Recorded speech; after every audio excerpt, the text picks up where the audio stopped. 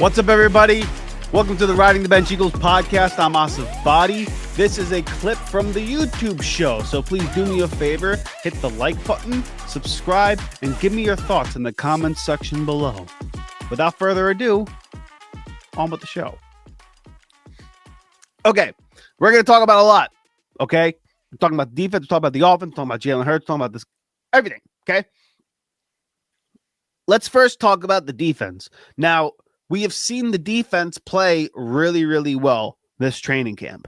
And that's the reports coming out. And again, generally speaking, you will have the defense be ahead of the offense in training camp. It's a little bit easier to play reactionary ball and rely on instinct, as opposed on offense where you have to rely on timing, communication, process, all that stuff. But it's to the point where people are really questioning whether or not this offense can actually thrive without Saquon Barkley. The passing game has not looked good in camp, according to a lot of beat reporters and a lot of guys who are at camp right now. And Jalen Hurts has struggled. Drop passes, incomplete balls, overthrows, all that jazz.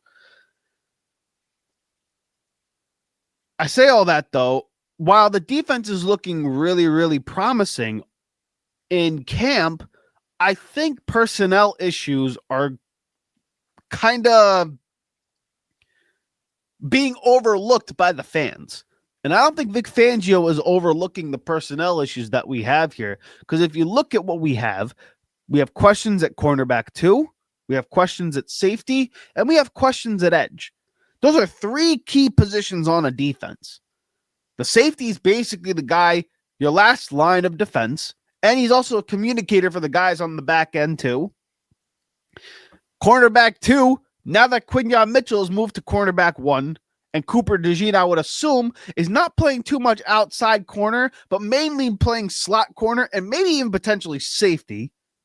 You have a vacant hole at cornerback 2, and you got to figure out whether or not it's easier to fulfill or fill the hole at cornerback 2 or safety.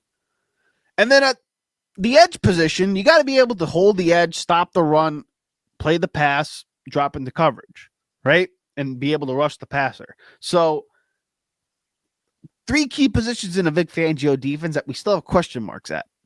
And we're going to talk about those positions down the line. And we're going to look at some of the quotes that Vic Fangio has in regards to some of those key positions, because I think what he's saying brings insight as to exactly what my concerns are for this team and whether or not this defense can pick up where it left off. Now, I am not here to suggest that this team's going to be the number one ranked defense like it was last season. That's an anomaly. Like, that was one of the greatest defensive performances all year that I have seen, probably since the Broncos won their Super Bowl with Von Miller and those boys. Like that, the Eagles defense last year was spectacular.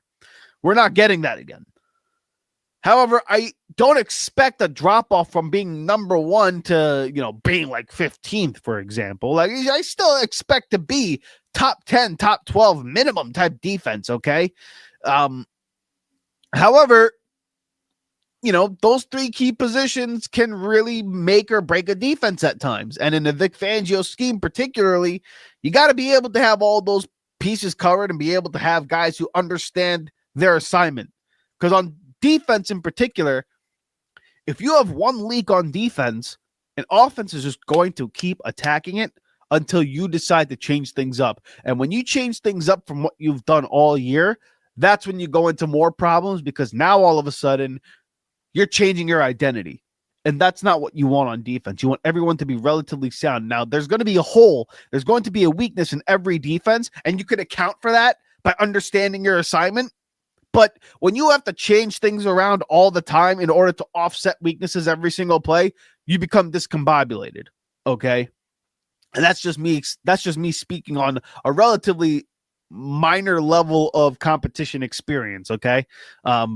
In that sense, if anyone has better knowledge about that, then please feel free to let me know in the comments. But without further ado, I'm going to play Vic Fangio's comments, particularly about the cornerback position. So you got Kelee Ringo and Adoree Jackson fighting for CB2, and it's been an up and down camp for those guys. And I found it really interesting to hear what Vic Fangio was saying about Adoree Jackson, because in my opinion, I don't think he wants Adoree Jackson to be the starting cornerback. I think he wants to let Kelee Ringo take the reins there. I even think he would rather have Eli Ricks go in there and take more playing time at that position than rely on Adoree Jackson, okay? And you'll understand why I say that based on his comments below. Or not his comments below, but on his audio. And with that, I'm going to play Vic Fangio's comments in regards to Adoree Jackson, and we'll let you guys decide what he means by what he's saying. So without further ado, on with the Vic Fangio comments. His experience, how much does that show up on the field, and like what about his game shows that experience? Just to give context, the reporter was asking, how does Adoree Jackson's experience play out on the field? Yeah, the first few days out here, he was kind of like, he didn't know he was out there. The ball wasn't going his way at all. And then yesterday, he had a couple balls thrown his way, and he did very well. He had a very good day yesterday. It's too early to say what his experience is or isn't right now. He's played a good bit of ball, but I think this is the place where he's got to, show who he is and be the player, hopefully, that people have always thought he could be. What did he look like the most? What did he look like in film a year ago? And then he eventually gets benched, but did you chalk that up more as a team wanting to look at younger players than anything he was doing? No, I didn't watch a whole lot of tape on him. Howie kind of wanted to sign him, and when Howie wants to sign somebody, it doesn't matter what I say. So we just took him in, and I didn't really watch a lot of his tape last year, but I've seen him play over the years. Saw him when he was coming out of college. So why do you think that this is the place that he can maybe show? You mentioned what he could be. Is it the scheme? Yeah, I don't know if I think it's the place. I think it's time for him to show that. He in Tennessee, when it came time to re-sign him, after his contract was up, they didn't. The Giants, his contract was up, they didn't. It's time to show who he is or who he isn't. What's the little things? Pretty interesting comments from Vic Fangio, in my opinion. I think when you hear him talk about, I didn't watch much film on him. That's Howie's guy. He wanted to bring him in, and so he's here. I think it just goes to show you that, hey, Vic Fangio doesn't necessarily think all that much about Adoree Jackson. He said he went to Tennessee. They didn't extend him. He went to New York. They didn't extend him. What are we talking about here, right? That's how Vic Fangio thinks, in my opinion. I think that's how a lot of NFL guys think. So those comments in particular lead to me believing that he wants a guy like Kelee Ringo to at least go out there and prove that he could play or not play.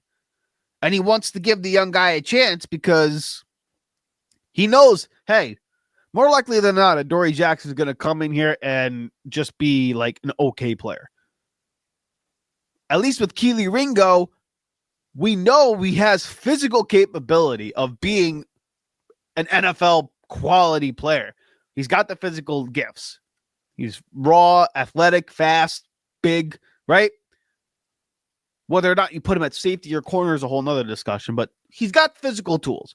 It's a matter of whether or not he can actually have that translate onto the field. And it hasn't necessarily done that on a consistent level. We've seen spurts of him, but I think what Vic Fangio thinks in his mind is like, hey, I have a raw prospect here. If we just give him the right tools and the right teaching and the right coaching, maybe we can hone in that physical capability and make him more aware on the field. So that way it leads to an excellent output.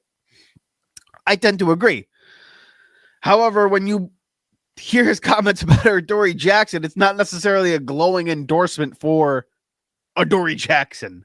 And I think what we have to be really, really mindful of here is whether or not this position on the defense is going to be a problem, because if Kelee Ringo doesn't necessarily figure out how to play this role at a competent level, I don't believe he's confident in Adoree Jackson. And do you really want to put Eli Ricks there at cornerback too? So then you say to yourself, maybe we put Cooper DeJean out there. Okay, what do we do at slot cornerback then? What do we do at nickel? What do we do at safety if Cooper DeJean has to be relegated to the outside? Do you trust Andrew Makubo? He's a smaller player. He's already hurt, and we haven't even started hitting in camp.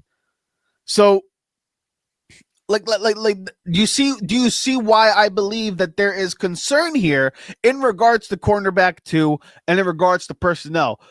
Will Kelee Ringo make that leap? That's the big question mark on the defensive side of the ball, at least on the back end anyway. If Kelee Ringo finds a way to put it together, and I do believe in his gifts because I did like him coming out of college. I liked him coming out of Georgia, and I was excited that Philadelphia was able to bring him in. But if he's able to put the physical gifts and the mental capacity it takes to play Vic Fangio's scheme, and he puts it together, you got a really, really quality defensive backroom with Kelee Ringo, Quinyon Mitchell, Cooper DeJean, and then Reed Blankenship, who's solid. And then at that other safety spot, whether it's Makuba, whether it's Sidney Brown, at that point, you can mix and match what you do with Cooper DeJean, and you may be fine because you may be able to put him at safety and not necessarily play nickel all the time, but you can go into a more base style defense, whether it's 4-3, 3-4, bear, whatever it is that you want to do on the front 7. You at least have your back 4 taken care of. And then the loss of Chauncey Gardner-Johnson doesn't necessarily take as much of a blow. You know what I'm saying? So, again, it was interesting to hear what Vic Fangio was saying about Adoree Jackson and the defensive backroom. Hey, thank you so much for watching the Riding the Bench Eagles podcast. If you want to continue to support the channel, please hit the like and subscribe button down below. Also, check us out on Instagram and TikTok at Riding the Bench Eagles Pod. We're also on Apple Podcasts, Spotify, iHeartRadio, you name it, we're on there. Thank you so much for listening, and please join us next time here at the Riding the Bench Eagles podcast.